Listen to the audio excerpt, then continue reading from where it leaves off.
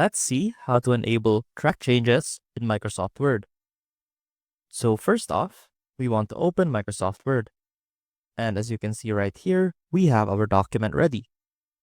Now to enable track changes, simply head on over to the Review tab.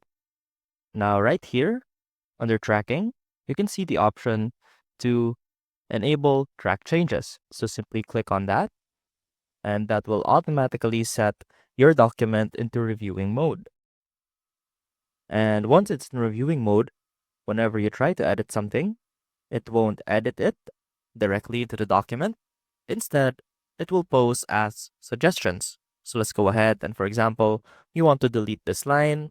Now click on backspace, and that will put a strike through your text, indicating that it will suggest to remove that text. And right here, you can either accept or reject that change when you're back to editing mode.